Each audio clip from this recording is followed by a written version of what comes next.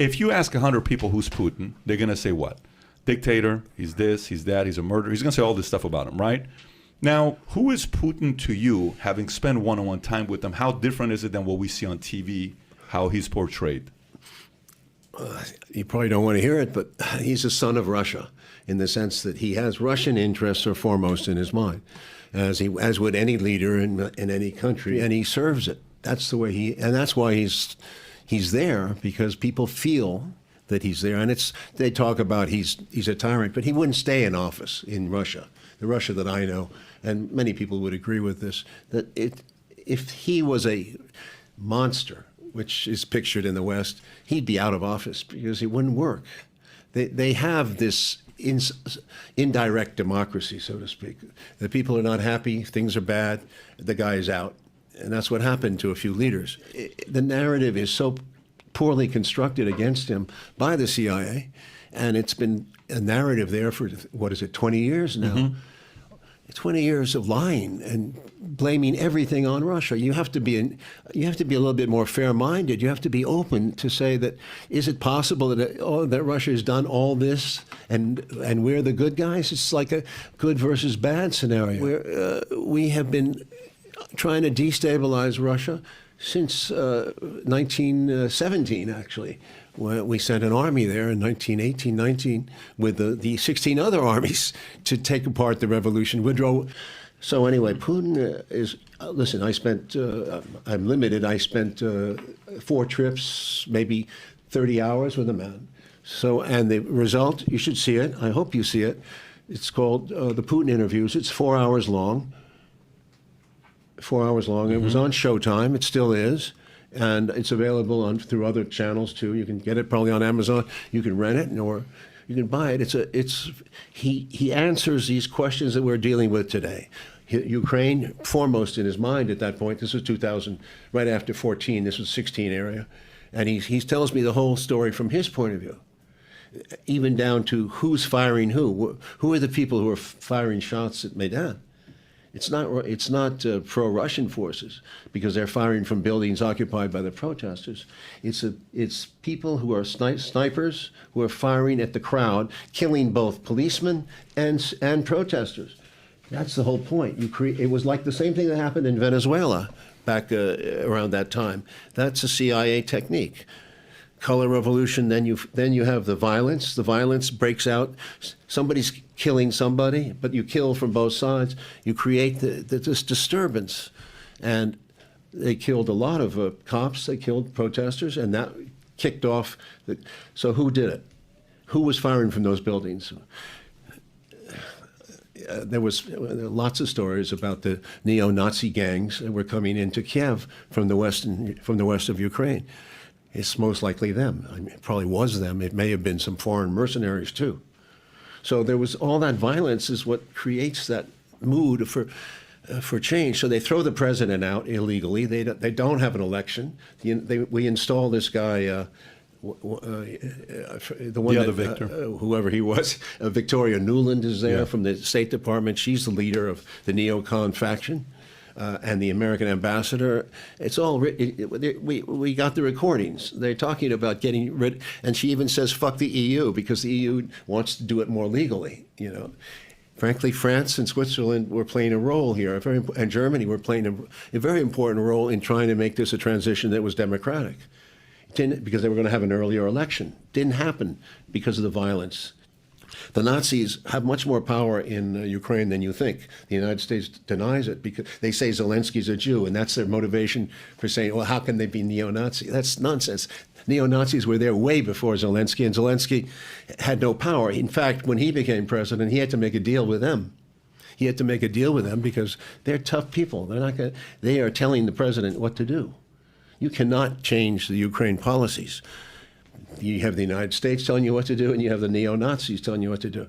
And it's disgusting that the United States condones, it doesn't mention them, doesn't talk about them, but basically condones what the neo-Nazis are doing in Ukraine. That's what's sick, really sick. So when you talk about all that, Putin is talking about that. He talks about Ukraine, and he talks a lot about NATO. This was back then. He saw it. For him, it's you're putting my back against the wall. You're pushing me. You're strangling me. We're surrounding them. We made the Baltics very aggressive towards them. Sweden, Finland, Poland has been. We put anti-ballistic missiles in Poland. That's horrible, and Romania. And these missiles can be adapted to an offensive weaponry, and in 5 minutes could be in Moscow. You see, from their point of view, they feel the squeeze. You put his back up against the wall. What are you doing? You're going to create a state either where he's going to go to war and he's going to fight back, and he's got the nuclear weapons to do so. They're crude weapons, but they're very big, strong weapons, hypersonic missiles. We have very refined weapons. We have great weapons too, but I wouldn't want to be there in that war. It's not a war that makes any sense for the world. And we're pushing him to the wall. Either that, or else we'll get what we want, which is regime change. Bring in some guy like Yeltsin was in 1990, who would work with us, basically cannibalize the country, and allow their resources to be exploited. It's interesting what you're saying, Oliver, because one of the techniques that was deployed at the fall of the Berlin Wall, remember, was Reagan putting the Pershing missiles in Germany. I remember that, yeah. And it really freaked out Gorbachev. Oh, yeah. And they went to Iceland, and Gorbachev said, "What do you want me to do?" And Reagan said, "You should have said yes." And so you looking back to the lens, is this kind of you think, what I'm hearing is you see a playbook here. Absolutely. Absolutely. Never changed. The neoconservatives have kept this playbook alive. If you remember the Project for the New American Century, that was the plan to attack all these countries and clean out the Middle East, first of all. It was a husband of Victoria Nuland, Robert Kagan, who was one of the project founders. You can go up to Robert Kagan, and you can go to Victoria Nuland on your board there. These are the villains. These are the Foster Dulleses and Allen Dulleses of the modern era. They're her and her husband. She's a beauty. She's a beauty.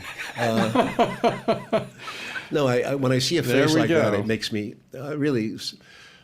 And I voted for Biden, and because I thought, the Uncle Joe, he mellowed. He can't be as bad as he used to be, which he was for every war America was in. Remember, he was a Cold Warrior. He never changed. He should be curbing these people instead of appointing them to. She comes from the Hillary Clinton period. He's inherited that, and he let her become Undersecretary of State for that region, and that is a huge mistake. Huge mistake. But show me Kagan, her husband. I wonder what their days are like and what their dinners are like.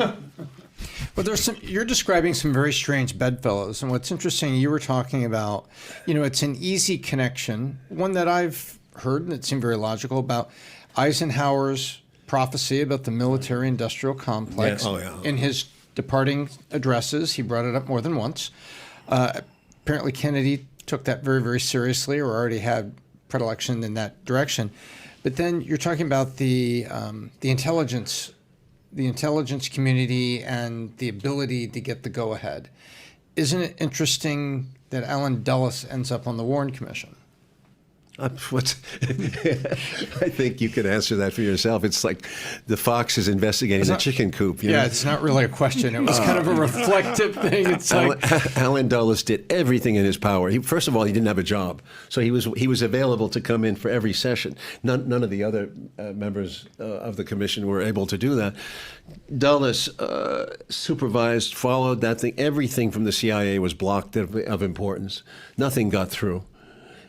The biggest crime of all was that he didn't even bother to tell his fellow commissioners that we had tried to assassinate Castro. Didn't tell them. So they didn't even know about our assassination programs when they started this commission. So where are they going to go? They're in the dark. But they didn't have they had an agenda anyway. It was going to be straitjacket. Was J. Edgar Hoover said 3 bullets, 6 seconds, a crazy assassin, a communist type. And that was it. It was closed. That was over. There was no investigation beyond that. Everything had to fit that scenario. And in this case, Ukraine, he's making a big mistake. A big mistake. He thinks he's off the hook. He looks like the good guy now with all this anti-Russian thing. But when we get to a deeper place, which is where it's going to go, and this thing gets harder and harder for Americans, and they might be, we're not past any war yet. The war could expand. Now, certainly Zelensky would like the war to expand because he would sacrifice the world in order to save Ukraine. He doesn't care about us. He doesn't care about, he sees this whole thing as a crusade, as a jihad. Biden has given him the go-ahead to do this. Biden is the one who should be calming this situation down. He should be speaking to Putin, speaking to Zelensky, calming it down, being a statesman instead of an ideologue. This is a time for a Kennedy. This is a time, that's what Kennedy did with Khrushchev. This is a time for a statesman, like a Charles de Gaulle, somebody who really has a picture of the world. I was hoping Macron of France could have some effect, but you can't get through the Ukrainian-U.S. connection. That's the problem. But beyond Ukraine, I mean, what's happening? There's no beyond Ukraine right now because it's stuck there. There's a disconnect. The Americans see Russia as an evil, and they don't understand, and the Russian position, which is crazy. Why can't a statesman understand what Russia is thinking? Putin is fighting for his life. You can get rid of him, but whoever takes his place will probably be tougher because they know that they're up against it. Okay, let them give up. Let's say, okay, give up. So what do you do if you want to give up?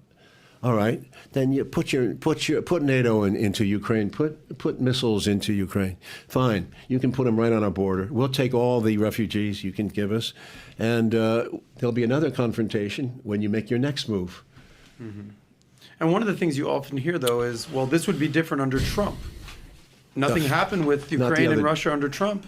That's not true. That's not true at all. Trump, on the contrary, is a very strange guy. He was making sounds about Putin when he came in, and I was hoping that there'd be some détente. But as he got more and more pressure for his Russiagate, which was a joke, but it was a serious accusation. That was, of course, political, too, putting pressure on Trump, not allowing him to get anything done with this pressure from Russiagate for, 2 years? That was insane, that he was a Russian agent, all that stuff. No one, I mean, if you were thinking, it was so ridiculous. And I asked Putin about that, too, and Putin practically laughed. He knows that it's not possible. But they pictured Trump as a tool, as a Manchurian candidate or something. As a result, he became very anti-Russian, too, in the sense that he was past every single sanction against Russia that was put onto him by Congress. You check his record on Russia. He did everything they wanted. And then recently, I saw yesterday or 2 days ago one of his comments, which was insane. He said he's not a coward like Biden. Something like Biden is a weakling, something like that, implying that he would be much tougher, which means what? War, nuclear war, to my mind. Last thing before we wrap up here, who's Putin most annoyed and upset with for him to get to this point? Is he seeing it, from your opinion, as being opportunistic, saying, I'd rather do it under Biden because of how they handled Afghanistan and the Taliban got what they wanted rather than Trump? Is it more purely he's just being opportunistic, or did somebody do something with a proxy, NATO, Biden, U.S., somebody pissed him off to say, this is the time to go attack? He didn't get pissed off. No, he doesn't get pissed off. What struck me about him over these years that I met him was how cool he was, how rational. He's a chess player. He looks at politics as without emotion, and that's, I think, one of his. Powerful. You talk about him as if he's some villain in the West, but the truth is, if you go to Africa and you go to the Middle East and parts of Asia, you'd be surprised that he's admired as one of the best statesmen of this era. But unfortunately, we've put him in this. It's a disconnect between America, and partly because of our propaganda. It's very powerful. I'm surprised by the EU's tough. I mean, basically, you understand Biden made this move using Ukraine, but it helps him with EU and NATO. It makes their dependence on the United States even tighter. So, and he was worried about losing their control of the EU sector because they're economically much more involved with Russia and China than we would like. What's the worst thing? Last question. What's the worst thing Putin is capable of doing? The worst thing? and yes, the worst thing he's capable of doing if we keep playing the strategy well, that we're playing. there's no hope down that road. Okay. So if we put more pressure and more pressure, which is what happened recently, he's going to fight back. And will he blow up the world? My God, what does he? I mean, is he supposed to sacrifice Russia to the world? Perhaps that's the ultimate question, right? Are you willing to leave office, be shamed? Would you be willing to let Russia become open to NATO or whatever you want to, something like that? But that would be a complete capitulation, wouldn't it? And that would be the end of the Russians are very proud people. The ones that I saw, they're very proud. Their country is, I said he's a son of Russia. He's not a communist. He's not an evil bench. He's a son of Russia. He's very lower class, came from a poor family. His parents were in the war. I mean, the whole story, it's just, and he's not a KGB agent. That's another ridiculous thing. You hear that. George Bush was in the CIA, but we don't say he was a CIA agent. But that's an American denigration, as if he's still thinking like a KGB agent out of James Bond, and he wants to kill people. It's childish. He's a Russian patriot, and if we see him that way, you can start to deal with him. But there's so Russophobia in this country. It's, as I say, going back to 1918, I wish you need a statesman. You need American statesman. Who was the last one? Kennedy.